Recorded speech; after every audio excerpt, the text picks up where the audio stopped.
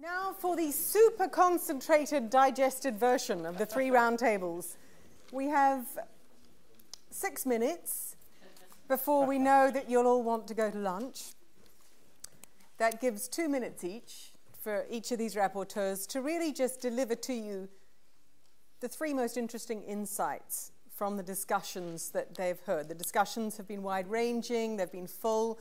I'm sure each rapporteur could go for 2 hours, but there's an expression now used in the World Economic Forum, which is called a popcorn interjection, which I think is an interjection that takes the time it takes a piece of corn to pop. So now for popcorn.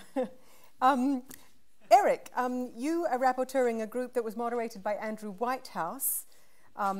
Andrew Whitehouse is Deputy Director of Communications at McKinsey's & Company and a fantastic partner to the school. Sorry, Eric. I've got 2 Erics here. And Eric Beinhocker is Executive Director of INET here at Oxford, a colleague working with us in the school and leading work on new economic thinking in Oxford. And it's great to have you here. Then Eric Braverman, another Eric. How did you get on this panel without being called Eric? That's right. Yeah, it's just incredible. Eric Braverman is a principal at McKinsey & Company. He was with us at the first of these conferences last year, motivating us and galvanizing us, and we're thrilled to have you back, Eric. And he's rapporteuring from the group that was moderated by Xiaolan Fu. Xiaolan is Director of the Technology and Management for Development Center here at Oxford in the Department for International Development, and it's great to have Xiaolan with us. And finally, Carlos Vargas Silva, another colleague here in Oxford, senior researcher at the Migration Observatory here in Oxford, is rapporteuring the group which was moderated by Claire Lever. Claire is a permanent faculty member of the Blavatnik School of Government and is directing all of our economics teaching. And just doing a terrific job, as all the students here will tell you. So, Eric Beinhocker. Thank you, Nari, and I'll apologize to my colleagues for my session for my very arbitrary, subjective, and probably incomplete summary of our excellent discussion. And I'm just going to focus on the ideas that were generated rather than the arguments behind them. So we identified a number of ideas for high-income developed countries. One was aging populations present an opportunity for employment increase by increasing participation among older workers, reforming pensions and incentives to continue working, as well as opportunities for caring for elderly populations. We talked about joined-up job strategies in government. Case of Korea was noted, where a decade-long job strategy was developed, joining up employment, education, and the finance ministry. We also talked about adjacency opportunities in industrial growth, how if you have one successful set of industries, that creates opportunities to branch out into new industries, and rather than broad industrial policy focusing on sectors or national champions, much more targeted policies focusing on adjacency opportunities. We had a discussion about the debate between protecting workers versus jobs. And Martin noted that when there are big locations, big dislocations like the financial crisis or spatial spillovers where one region gets hit very hard, there may be an argument for actually directly protecting jobs.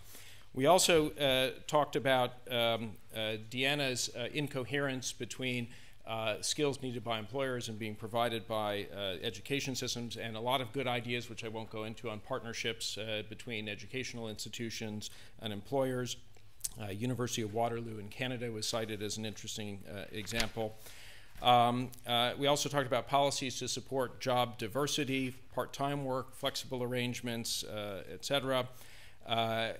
We talked about the importance of cities for job creation machines. And how do we create competitive, dynamic cities, and the positive spillover effects cities have for other regions of a country's economy. And then lastly, we talked about how particularly in the developed countries after the financial crisis, we can motivate more investment by companies. They're sitting on huge cash hoards, about $2.2 trillion, and the importance of helping households get out from under the burden of debt they're under to increase consumer spending, to increase investment, and create jobs. Thank you. Brilliant. Thank you very much, Eric. Eric Braverman is next. Thank you. Emerging markets. Great to be back here, and a small-known fact was that when the other Eric was actually at McKinsey, despite being separated by several thousand miles, we were the first two Eric B's in the directory, so we have the distinction of having received each other's emails. Carlos, someday we'll bring you into the family. So 3 things, a challenge that we discussed, some solutions, and a question for the group. So from a challenge perspective, in the emerging markets discussion, we talked mostly about inequality, and really with 2 subsidiary questions underneath that. One was, how as an emerging market, given the problems of inequality in the country, how do you get to any consistency of a policy framework in restoring growth and jobs? The second thing related to inequality was really about the question of quantity versus quality. So any government pulling itself and its country out of kind of the developing world into the more emerging set of markets will find a natural temptation to kind of push for high quantities of jobs. But how, in order to graduate to the next level, can we get the kinds of quality jobs that we'll need for much more sustainable economic growth? So that was the kind of the challenge that we really discussed. In terms of solutions, there were a couple that we thought about. One was, governments will always be tempted to provide ideas from the top down, but given the weakness of institutions, how can emerging markets really invest in creating a social and political consensus? So idea 1 was, how do we make it easier for ideas to flow from the bottom up to give support to institutions that are really still finding their feet? A second one in that category of initiatives was really in finding the policy innovations to deal with some kind of macro-micro conflicts. So whereas in many countries, the kind of efforts that countries are making to deal with inflation, they create currency appreciation, and as a result, it actually discriminates against some of the very SMEs that are so important to long-term economic growth. So how do we find policy innovations that help support that important sector of the economy? That was an area that we really searched for. And a third idea the group had was making it easier for countries to find the kinds of structural changes and ideas of how they work that are required to take countries from kind of more export-driven economies to those that are likely to be more consumption-led. So in that context, with those ideas, the question that we also posed was really a definitional one, which might apply equally to all the groups, which is, what is it that we're really talking about? Is it jobs? Or is it employment? Or is it work positions? And are we thinking about careers? Or are we thinking about activity? And how might the answer to that question actually take us in very different directions in the policies that we're choosing? Fantastic. Thank you, Eric. Carlos. We also had a very interesting discussion. I think not surprising, given the countries that we were looking at. The first question was, can countries actually grow with a large informal sector? And much of the discussion was about the differences between the formal and informal sector and the consequences for countries having a large informal sector. What was the answer? Well, interestingly, we kind of came to the conclusion that there's not such a big difference. It's not a binary variable like informal and informal. You can have something in the middle, or you have different shades of informality and formality. And we had some examples of in India, for instance, where they're taking street vendors and they're putting some regulation on street vendors. So there's different shades between formal and formal.